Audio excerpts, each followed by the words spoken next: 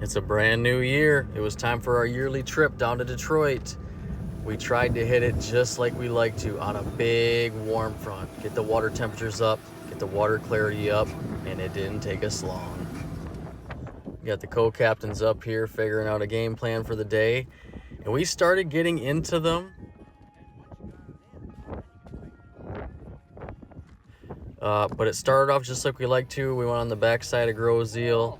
The water temp was pretty good. We had a little bit of wind today, so we had some decent rollers coming off of Erie.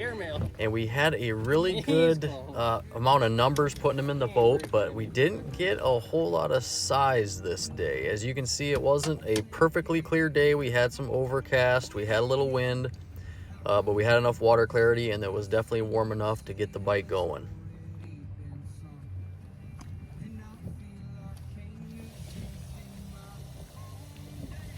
14 and a half, boys. It's your lucky day. Yeah. Well, it's a little discouraging when your first couple fish of the day aren't quite legal. We had a couple there that were just under 15, but it didn't take us long to get a couple that were just over. Let's see what the captain's got coming up here. Yeah, they're right in that same 14, 15, 16. We had probably 5 or 10 throwbacks that day, but we were just amped to get going, get fishing, and it was still pretty exciting. Similar to past years, we always start with a 5/8 chartreuse jig head. My personal favorite are the eye jigs, the DET eye jigs. They just, I don't know what it is to them, but they just seem to catch more fish. I believe we're all mostly running the Detroit diesel rubber on there now, just a finesse minnow. Just kind of a medium color, medium shine lure. It's not real bright, it's not real dark, which seems to work really good on these just kind of overcast, sun peeking in and out of the cloud days. And finally, we start getting a couple that are closer to 20 than they are 15. Good enough for a couple selfies and a couple B-roll shots there, but finally getting into them. I believe we might even be upriver a little bit by Wyandotte now to try to get out of those big rollers from Erie, and that's probably why we found a couple fish that were a little bit bigger. Once we started getting into the rhythm of things, everybody was starting to pick them up on the boat. My brother-in-law's got a nice little eater here. I think he was running the old standard brown Wyandotte worm tail on there, which is always a favorite. As you can tell, we started having us some fun. The day just kept getting nicer and warmer, and we ended up just buzzing around trying to find a couple new spots. Everybody was starting to get into the fish, and since it was still towards the middle of the week, as you can see, the river wasn't super busy. It was kind of one of those days where you needed to bundle up for running, but as soon as you stopped that boat, it was darn near t-shirts and shorts weather, that sun beating down on you, and everybody was getting in on the action. Well, after running around in the sunshine, we found another little spot here. It looks like we're moving up maybe the north side of Grosse Ile, but everybody was finding them, and we had a decently full boat. We had 6 guys on the rig with us with that 2050 Rieta. You don't even notice anybody's there. 3 on each side. Everybody stayed vertical. Everybody stayed ready to go. And even with the warm water temps, it seemed like they really liked the low and slow presentation.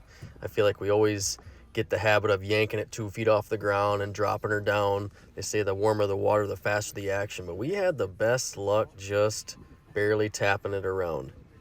That one was ate the stinger hook pretty good there.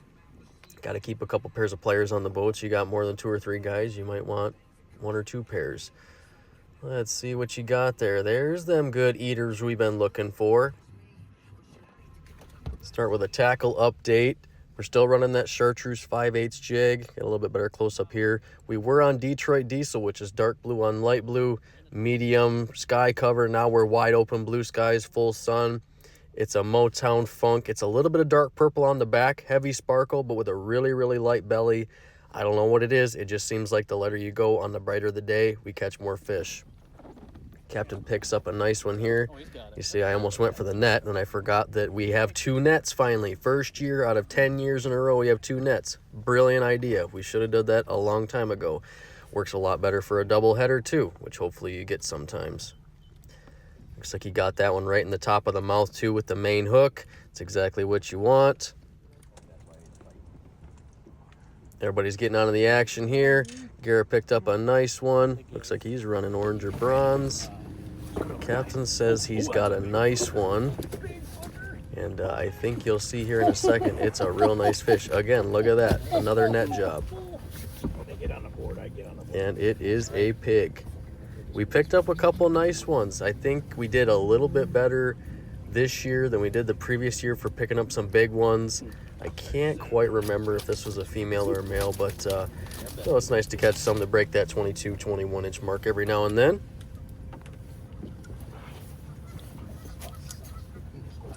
We're out of here. God damn, buddy. That's a big one. There you go. Have fun with that girl. She's a wild one. That's a big fish. Wow.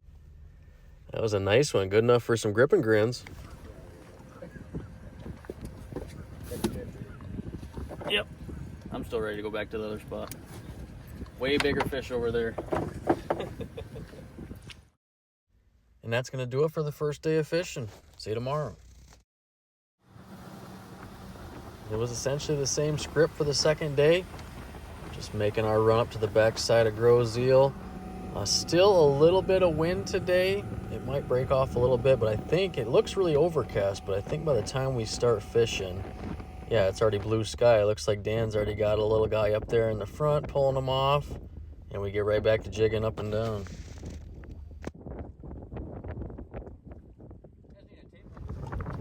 Had to get some evidence of the first keeper today. And we weren't killing them on the size right away. But as you do, we kind of just drop in a little bit deeper. Here we go. Here's the first double header we got going on here. Oh, is this where I fling it into the boat? Yep. So I just fisted that one in the boat. Not recommended, especially if you want to keep a lot of fish in your live well. But I forgot we had 2 nets. And if you got a double header and one's a dink and one's a big one, usually the guy with the smaller one just yanks it in. It's not a great way to do it, but it does work occasionally. And as you can see, we tried getting the bigger one in the net. Definitely not recommending with the 4 and 6 pound line that we're running here. Anything over 15 or 16 is probably going to break off. I think this next one is, yeah, so here's a little bit bigger fish. I think we just started dropping off into the 12 to 14 feet here. We were catching a lot of 13, 14, 15s. You see we got some growths on this one. I always see a little bit of people for or against this. Long story short, it's just a little bit of a skin condition from them rubbing on the bottom.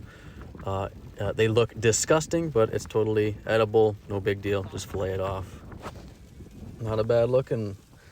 Hey. And these flats are working for us. We just kind of moved out away from the channel a little bit. And we picked up a couple nice ones on this flat. Brother-in-law got a nice little 18 there. As you can see, we're all still running the chartreuse 5/8. And I guess we have a double header in the front with the captain and co-captain. Nicely done. I got a bit of a love-hate relationship working these flats. It's a great place to pick up a nice female every now and then. It's also a great place to waste an hour and a half if you're not sure what's going on. Best way to do, just make a couple drifts where you're thinking. If you pick up 1 or 2, just run back over the same marks. Chances are you'll get 2, 3, 4, 5 of them out of there. Looks like we got another nice 18-20 coming out of the front of the boat.